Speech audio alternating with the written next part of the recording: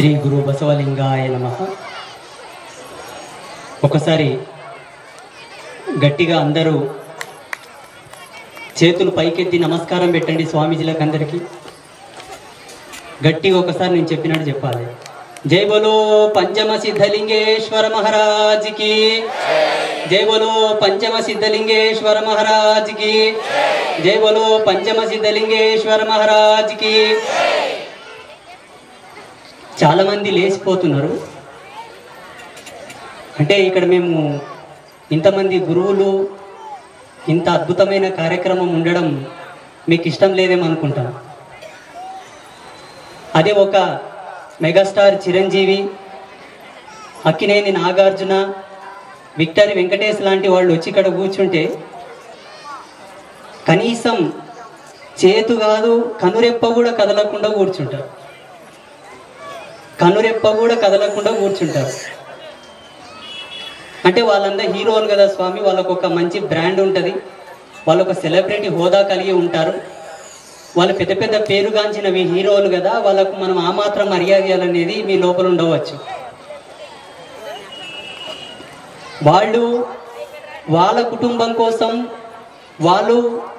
వాళ్ళ పేరు ప్రఖ్యాతల కోసం, వాళ్ళ వృత్తి కోసం వాళ్ళ హీరోలు అయింది. వాళ్ళు సమాజంలో నటన రంగంలో ఉండి డబ్బులు తీసుకొని వాళ్ళు హీరోలు అయ్యిండ్రు. కానీ మీకోసం, ప్రకృతి కోసం, కాలధర్మం కోసం జీవించిన నాళ్ళు పంచభూతాలని మెప్పించడానికి ఉండేటటువంటి ప్రత్యక్షమైన హీరోలు స్వామీజీ. ఎందుకో తెలుసా? వీళ్ళు పక్షపాత రహితులు, కర్మరహితులు, జన్మరహితులు, కాలానికి అతీతమైనటువంటి సంకల్పాలు చేసేటటువంటి సుప్రీం అద్భుతమైనటువంటి అమోఘమైనటువంటి సుప్రసిద్ధాత్మకమైనటువంటి హీరోలు ఎవరైనా ఉన్నారు ప్రపంచంలో అంటే ఓన్లీ స్వామీజీలు మాత్రమే. ఎందుకంటే ప్రతిరోజు ఉదయం 3 గంటలకు లేచి స్నానం చేసుకొని సంకల్పం చెప్తారు. ఏమని? ఓ గాలి దేవుడా, ప్రతి జీవరాశికి వాళ్ళ స్థాయికి తగ్గట్టుగా నీవు ప్రాణానికి ప్రసాదించే వాయువై వాళ్ళకు ఊపిరిని ప్రసాదించని చెప్పి సంకల్పం చేస్తారు. అలాగే వానదేవునికి సంకల్పం చేస్తారు. సకాలంలో వర్షాలు కురిసి పాడి పంటలతో దీనజనులందరూ సస్యశ్యామలంగా ఉండాలని సంకల్పం చేస్తారు. అగ్నిదేవినికి ఆజ్యం ఇచ్చి సంకల్పం చేస్తారు. భూదేవికి సంకల్పం చేస్తారు. మీకోసం మీరు చల్లగా ఉండాలి, మీరు సుఖ సంతోషాలతో ఉండాలని మీకోసం సంకల్పం చేస్తారు. ఇప్పుడు వీళ్ళని హీరోలు అందామా, వాళ్ళని హీరోలు అందామా? ఇంత గొప్ప గొప్ప మహా తపస్సులైనటువంటి స్వామీజీలు ఇక్కడ ఉన్న తర్వాత మీరు ఎంత మౌనంగా ఉండాలి, ఎంత స్టడీగా ఉండాలి, ఎంత కాన్సన్ట్రేషన్గా ఉండాలి? ఇలా ఉండకూడదా? ఈ మధ్యలో ప్రతి ఒక్కరికి ఒక ఫ్యాషన్ అయిపోయింది. చాలామంది ఈ మధ్యలో అనే విషయాలు మా దృష్టికి వస్తున్నాయి. ఏమొస్తుందయ్యా స్వామీజీలకు మొక్కితే, ఏమొస్తుందయ్యా గుళ్ళకు పోతే, మనం కష్టం చేస్తే, మన ఎముకలు ఇరుసుకొని మన చెమట ఒడిపితేనే మన కడుపుకు బుక్కెడు అన్నం వస్తుంది అంటారు. నువ్వేం కష్టపడతావు? ఎద్దు చేసినంత కష్టం మీరు చేస్తారా? ఎద్దు మోసినంత కాడి మీరు మోస్తారా? 83 లక్షల జీవరాశులు 365 రోజులు కష్టపడితే నీకు 1 సెకండ్ ఆయుష్ దొరుకుతుంది. భగవంతుడిచ్చిన గాలిని పీల్చుకొని బ్రతుకుతున్నావు, భగవంతుడిచ్చిన నేల మీద వ్యవసాయం చేసుకొని బ్రతుకుతున్నావు. ఎక్కడి నుండి వచ్చింది నీకు ఇదంతా? ఎవరిచ్చిండ్రు మీకు ఈ భూమి? ఎవరిచ్చిండ్రు ఈ గాలి? ఎవరిచ్చిండ్రు? మీరు రోజు వండుకొని తింటున్న అగ్నిని ఎవరు సృష్టించారు? మీరేమన్నా ఖగోళం నుంచి, ఆకాశం నుంచి తెచ్చిండ్రా? భగవంతుడు ఇచ్చిండు ఇదంతా. చేసుక తినమని ఇచ్చిండు. భగవంతుడు ఇచ్చిన దాని మీద కూడా చేసుకొని తిని కనీసం దేవునికి మొక్కనిగా కూడా బేరాలు ఆడతారా? బిజినెస్ డీలింగ్స్ చేసుకున్నట్టు.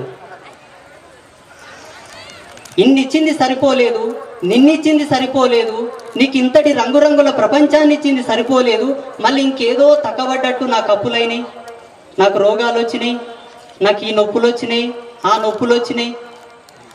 అవసరమా?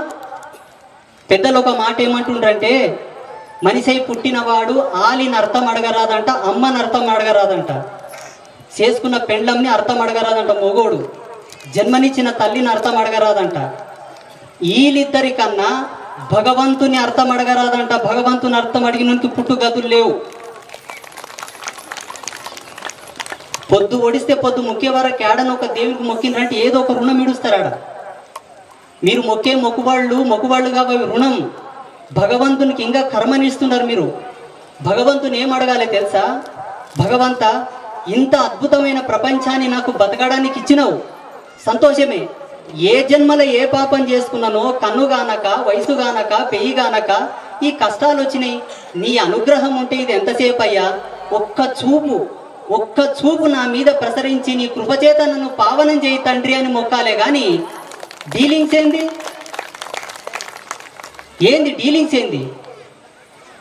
ఎందుకు ఈ విషయం చెప్తున్నానంటే, ఇంతటి మహితాత్ముల యొక్క దర్శనం జరగడం మీ జన్మకు ఎంతో సుకృతం. ఏమో వచ్చే సంవత్సరానికి మనం ఉంటామో ఉండమో, ఈడ ఉసున్నో లోపల ఎవరైనా ఉంటారో ఉండరో. ఈ గడియలో, ఈ సెకండ్లో, ఈ యొక్క సమయంలో పంచమ సిద్ధలింగేశ్వర మహాస్వామి సంస్థానం లోపల ఇంతమంది త్యాగధనులు, తపోధనులైనటువంటి స్వాముల సమక్షం లోపల మీరందరూ రావడం మీ అదృష్టం. ఈ ఒక్క 10 నిమిషాలు కూడా ఓపిక లేకపోతే ఎట్లా? చూడండి, మీకు ఒక విషయం చెప్తా, బాగా వినండి. ఇప్పుడు నేరడుగోం గ్రామానికి ఒక పొలిమేర ఉంటదే? అట్లే ఈ భూలోకానికి ఒక పొలిమేర ఉంటది. జీవుడు ఈ దేహాన్ని వీడిపోయేటప్పుడు భూలోక పొలిమేర కాడ ఆపుతారు.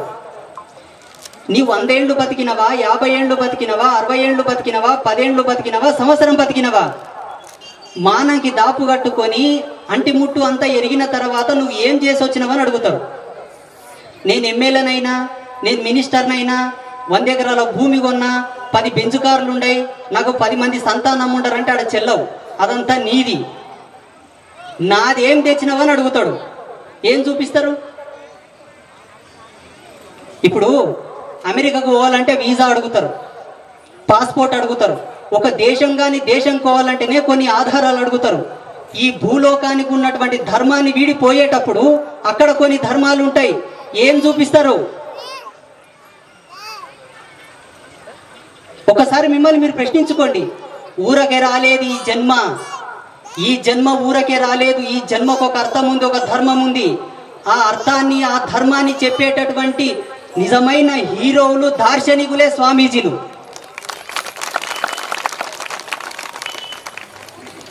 ఇంకొక విషయం చెప్తాను.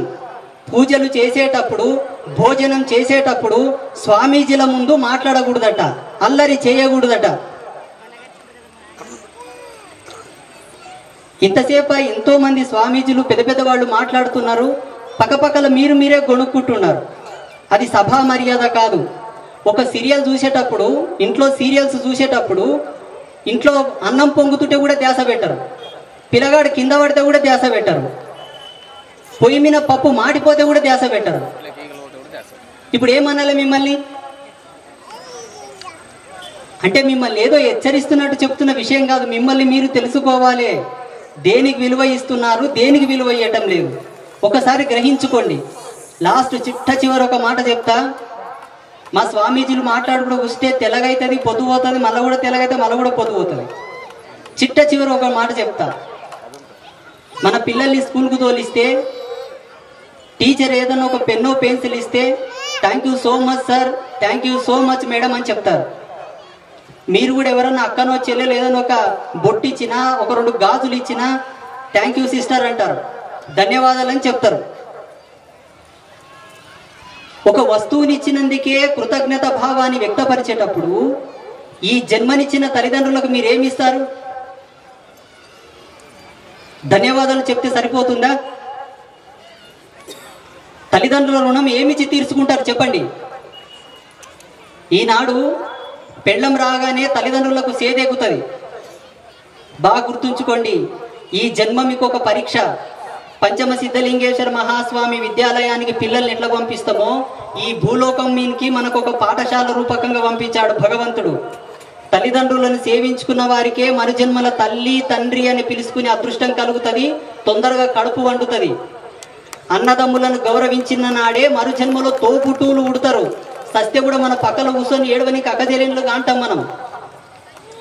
ఏ ఇంటి కోడలైతే అత్తమామలను గౌరవించదో ప్రేమించదో మనకు జన్మనిచ్చిన తల్లిదండ్రులు సుఖంగా ఉండరు. ఇవన్నీ పరీక్షలే. మనం 2 కళ్ళతోనే చూస్తాం. శతకోటి కళ్ళతోటి నిరంతరం మన పక్కనే ఉండి లెక్కలు రాస్తుంటాడు భగవంతుడు. అది గ్రహించాలి. చిట్ట చివరి ఇంకొక మాట చెప్తాను, సమయభావం అవుతుంది కాబట్టి. ఎన్నాళ్ళు బతికినా, ఎన్ని పూజలు చేసినా, ఎన్ని సంసార యాతనలు పడినా, ఎన్ని కష్టాలు పడినా, నీ జన్మ పరిపూర్ణమై నీ జన్మకు ఒక అర్థం రావాలి, నీ జన్మకు ఒక ఉత్థాన పదం కావాలి, భగవంతుడు మెచ్చేటటువంటి ధర్మంగా నీ జన్మ విరచిల్లాలంటే గురువుల యొక్క ఆశీర్వాదం కావాలి.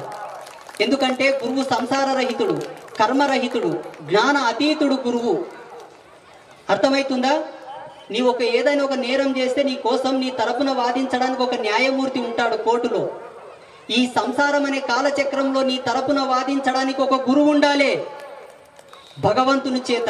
ఏంది? ఈల వంశం, ఈల కుటుంబం తరతరాలు ఒక సాధు సత్పురుషుని యొక్క పాదపద్మంలో సేవ చేసుకున్నది కాబట్టి ఆ పుణ్యం చేత ఈ కుటుంబాన్ని చల్లగా చూడని చెప్పి కాలం భగవంతునికి చెప్తుంది. అలా ప్రతి ఒక్కరూ కుల గురువులను పెట్టుకోవాలి. ఏమని చెప్పాలో తెలుసా? పలాని పీఠం మాది, పలాన గురువు నా గురువు, పలాన గురువుకి మేము దాసోహం చేశాము, మా కుల గురువు, మా వంశ గురువు, మా ఫ్యామిలీ గురువు ఒకడు ఉన్నాడని చెప్పుకునేటంత గర్వంగా బతకాలి. రాజకీయ నాయకులను ఫేమస్ చేసుకుంటారు ఈ మధ్యలో. పలానా నాయకుడిని నేను ఫాలో అవుతున్నా, పలానా హీరో నా హీరో, పలానోడు నా బ్రాండ్, పలానోడు నా అంబాసిడర్ అని చెప్పుకుంటారు. కన్న పాపాలు చేసి కన్నోళ్ళ కడుపులు కొట్టేటోళ్ళని ఎందుకు బ్రాండ్ చేసుకుంటారు మీరు నాకు అర్థం కాదు. ఇటువంటి గురువులని చెప్పుకోండి, ఇటువంటి తాపసులని చెప్పుకోండి, ఇటువంటి త్యాగమూర్తులని చెప్పుకోండి, మీ జన్మకు అర్థం వస్తుంది. చెప్పుకుంటారా? ఎవరెవరు చెప్పుకుంటారా? చేతులు లేపండి చూద్దాం.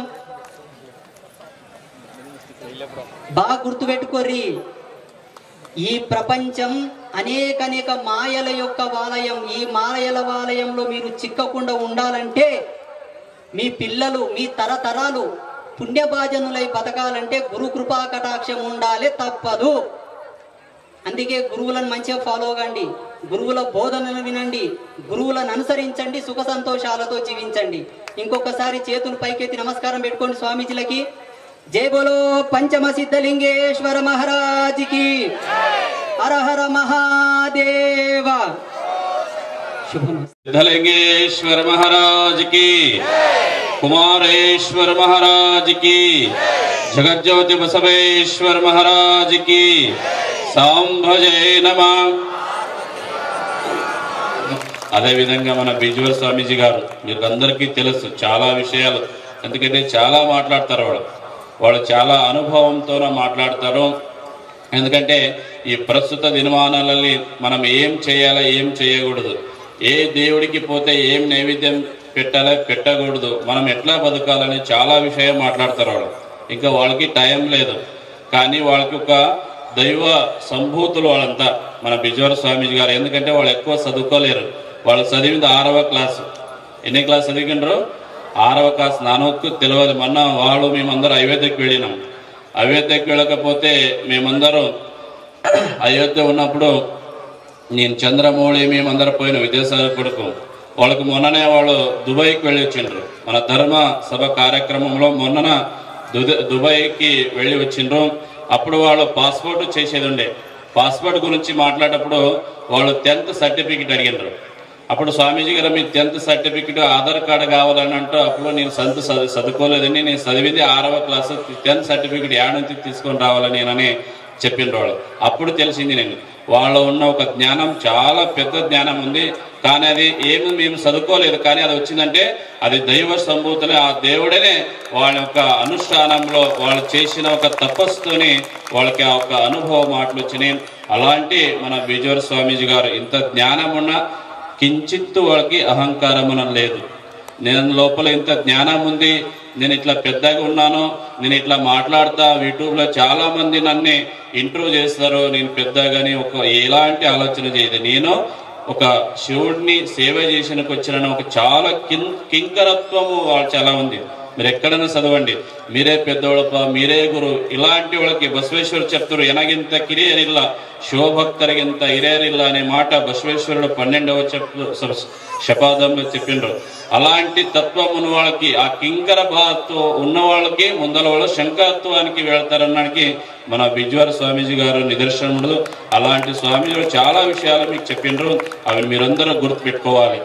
మఠాలు ఎందుకున్నాయి, గుడిలు ఎందుకున్నాయి, దేవాలయం ఎందుకున్నాయి అనే గురించి చాలా మెట్లు అవన్నీ మీరు గుర్తులో పెట్టుకొని అవి అనుసరించాలని సభాముఖం తెలుతూ మన విన్న చాలా మంది రాజకీయ నాయకులు వచ్చిండ్రు, చాలా మంది పెద్దవాళ్ళు, మన డికే అరుణం గారు, రామ్మోహన్ రెడ్డి గారు, మన దయాకర్ రెడ్డి కొడుకు గారు, ఇంకా చాలా మంది వాళ్ళ కొండయ్య గారు, చాలా మంది రాజకీయ నాయకులు ఆ రథోత్సవ కార్యక్రమానికి వచ్చి ఆడ సిద్ధలింగేశ్వర స్వామి వారి ఆశీర్వాదం తీసుకొని అక్కడే వాళ్ళు సన్మానం చేసుకుని పోయినరు.